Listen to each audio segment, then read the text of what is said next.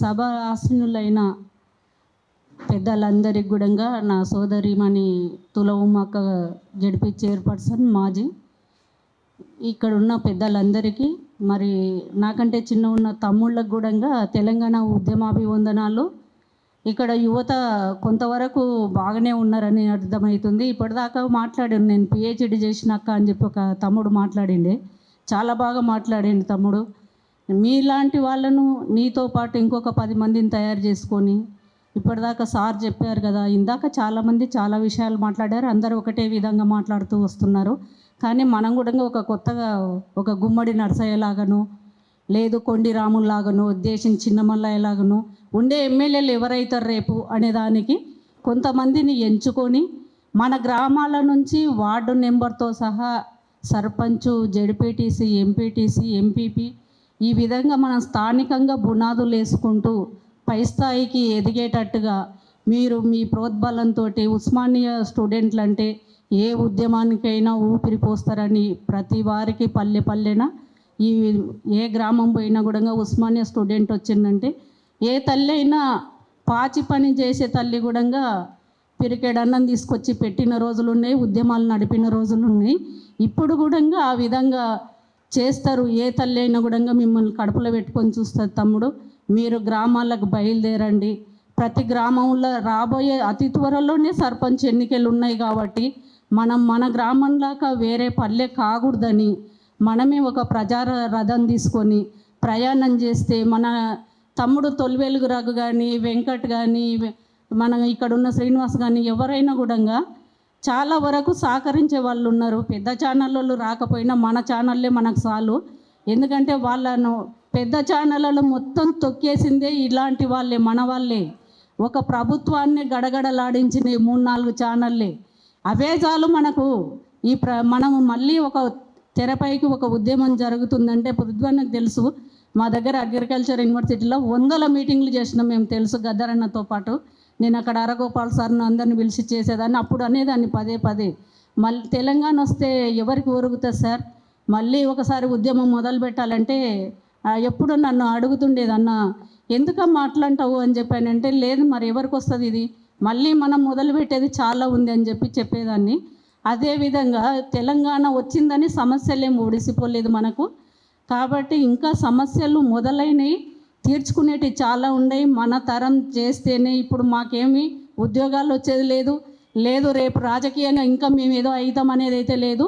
భవిష్యత్ అంతా మీ చేతుల్నే ఉంది. ఈరోజు ఒక కాటేపల్లే కాదు, తెలంగాణ యావత్తు చాలా దగ్గర రఘుగూడంగా మహబూబ్నగర్ జిల్లాలో ఒక ఇత్తనాల కంపెనీ కాడికి పోయిన సంవత్సరం బాగా గొడవ చేసిండే, అక్కడ పెట్టొద్దనే దాంట్లో అక్కడ ఉన్న గ్రామస్తులు పిలిస్తే. ఇంకా చాలా స్టేషన్ గన్పూర్లో కానీ ఇంకో దగ్గర కిలా గన్పూర్లో కానీ రకరకాలతోటి సమస్యలు నానా రకాల విధాలు ఉన్నాయి. ఇక్కడ ఒక టైలర్ పంక్చర్ కావచ్చు, ఇంకో దగ్గర గవర్నమెంట్ హాస్పిటలే కాకుండా ప్రైవేట్ హాస్పిటళ్ళల్లో చేస్తున్న వేస్టేజ్ చెత్త ఏదైతే ఉంటుందో అదంతా తీసుకొచ్చి స్కూళ్ళ పక్కన బర్నింగ్ చేస్తున్నారు. ఆ బర్నింగ్ చేయొద్దని నానా రకాలుగా గొడవలు పడ్డారు గ్రామస్తులు. చాలా వరకు ధర్నాలు చేసిండ్రు, కలెక్టర్కి ఇచ్చిండ్రు. ఎవరు ఎన్ని చేసినా కూడా ఆ బర్నింగ్ ఆ విధంగానే జరుగుతుంది. స్కూల్లో గవర్నమెంట్ స్కూల్ ఉంది పక్కనే, అది ఎక్కడ కిలా గన్పూర్లో ఉమ్మడి మహబూబ్నగర్ జిల్లా నుంచి మొత్తం హాస్పిటళ్ళ నుంచి తీసుకొచ్చి అక్కడ బర్నింగ్ చేస్తున్నారు. ఎవ్వరూ దాన్ని పట్టించుకుంటలేరు.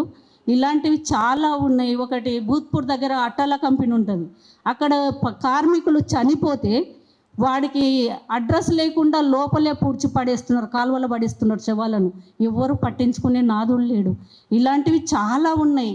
మేము చాలా దగ్గరికి వెళ్తుంటాము, అది అంతా తెరపైకి రావట్లేదు కాబట్టి తెలియదు. ఇప్పుడు కాటేదాంట్లో ఉన్న భూములు మార్వాడి గురించి చెప్పాడు కదా ఇప్పటిదాకా తమ్ముడు వచ్చి. మార్వాడీలకు అక్కడ 100 ఎకరాలు ఉన్నాయి. 100 ఎకరాలు వాళ్ళు ఫ్యాక్టరీలు పెట్టింది కాకుండా ఖాళీ స్థలాలు చాలా ఉన్నాయి. అవన్నీ మళ్ళీ ఎవరైనా అడిగితే వాళ్ళకు వీళ్ళు రెంట్కి ఇస్తారు. వీళ్ళు గవర్నమెంట్ తోటి తీసుకున్నది కాదా, వాళ్ళు ఎంత పావుల రూపాయికి తీసుకున్న ల్యాండ్లు అవి. మరి మన వాళ్ళకు కూడా ఒక బిజినెస్ చేసుకోవాలంటే గవర్నమెంట్ ఆ విధంగా ఎందుకు ఇయ్యరు ల్యాండ్లు? ఇప్పుడున్న ల్యాండ్లన్నా మన వాళ్ళకి ఇస్తే బిజినెస్ చేసుకోరా?